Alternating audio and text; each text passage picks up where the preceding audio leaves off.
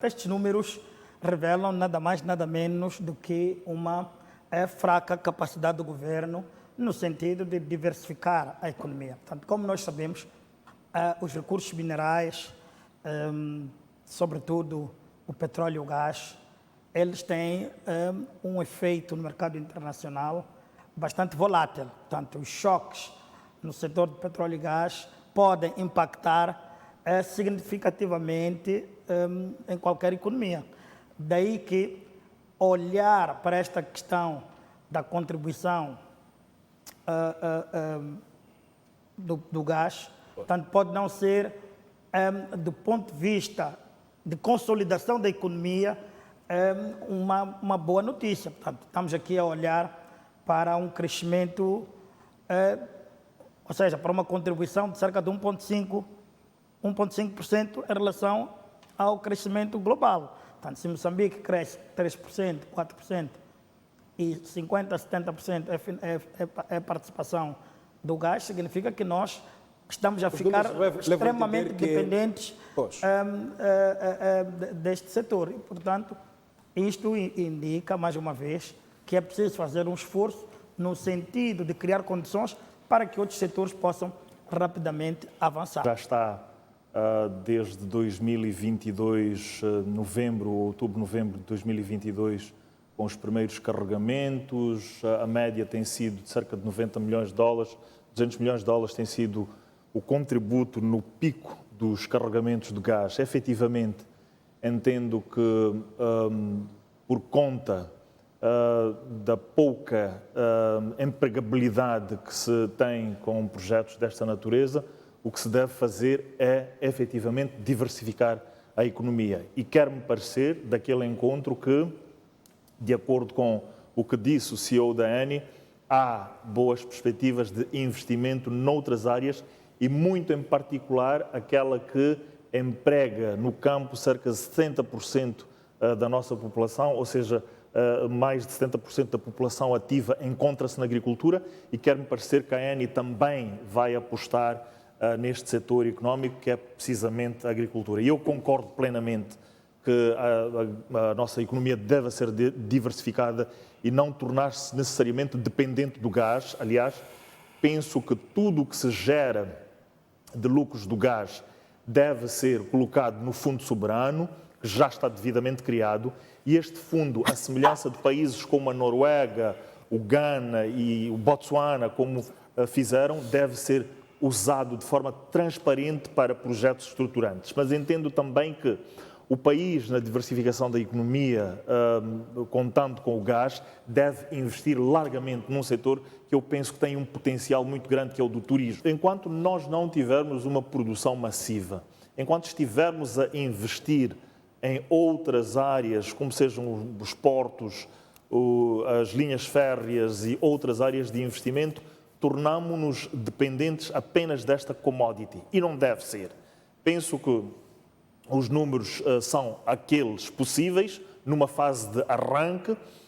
Teremos, a partir dos 10, 15 anos, quando efetivamente os projetos tiverem sido, ou seja, o investimento dos projetos tiver sido pago, ou seja, todo o investimento feito pelas multinacionais tiver sido pago e estivermos a arrecadar, entre outros, as receitas, os royalties, o IRPC e todos os outros ganhos que se possam ter. E aqui falou o meu colega de painel relativamente a esta questão de conteúdo local.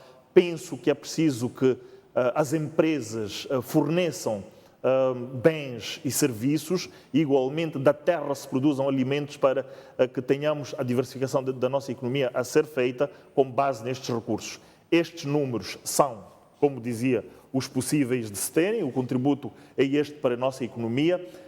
Quer-me parecer que devemos ser cautelosos em relação à forma como nós vemos os números, porque o que importa destes projetos é que ao bolso do cidadão e à mesa do cidadão, ao prato do cidadão, chegue a comida. Portanto, interessa ter os projetos a contribuírem efetivamente para o crescimento da nossa economia, e há toda a necessidade de se fazerem estes investimentos de forma transparente, os cidadãos tomarem conhecimento e, como dizia, através do Fundo Soberano, um investimento que deve ser feito com toda a lisura, com toda a razoabilidade, com toda a transparência, livre de quaisquer atos de corrupção e investimentos que não impactem na nossa Galiza, economia. qual é o perigo disto aqui?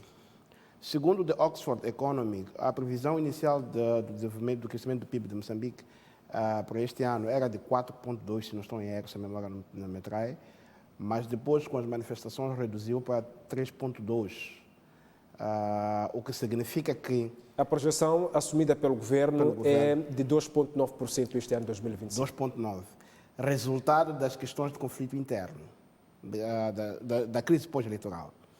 E isto quer dizer que o nosso PIB, por si só, depende da contribuição de um setor que internacionalmente é volátil.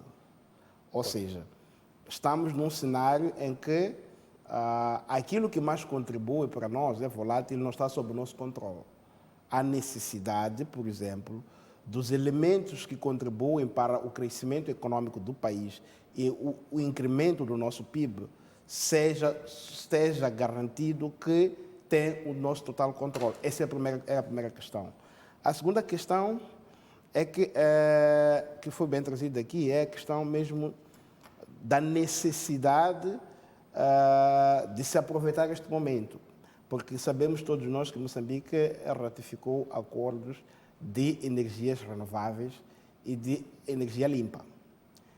Este boom que nós temos agora é temporário, porque quando começar-se a cobrar de Moçambique estes pactos que assumiu internacionalmente, poderemos ter uma situação de já não ter tanto mercado quanto parece que é aquilo que está a desaparecer hoje.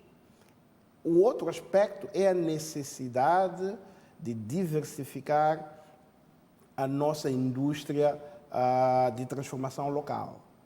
Porque se nós diversificarmos a nossa indústria de transformação local, automaticamente, se nós estendemos a nossa indústria de transformação local, automaticamente diversificamos, damos valor agregado ao produto e, para além disso, criamos mais postos de emprego e geramos uma situação de circulação econômica que não necessariamente dependa do setor internacional, mas também acrescentamos um valor agregado ao setor da agricultura. Nós, por muito tempo, crescemos a ouvir que a agricultura é a base de desenvolvimento de Moçambique. Quando é que isso deixou de ser verdade?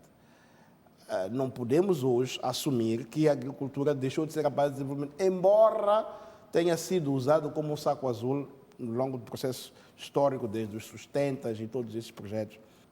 O maior problema é olhar a agricultura de forma isolada. Para mim, a base de desenvolvimento deve ser articulada entre a agricultura, a pesca e outras atividades que poderão contribuir para o desenvolvimento de Moçambique. Agora, se nós deslocamos esta responsabilidade para a agricultura, evidentemente que estaremos aí a falhar.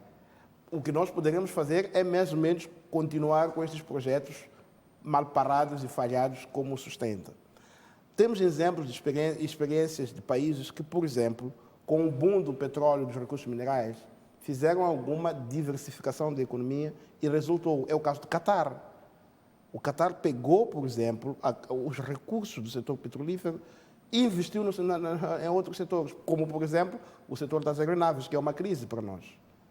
O setor dos transportes aéreos de Catar circulam para o mundo inteiro, mas esse investimento parte também, necessariamente, dos recursos petrolíferos.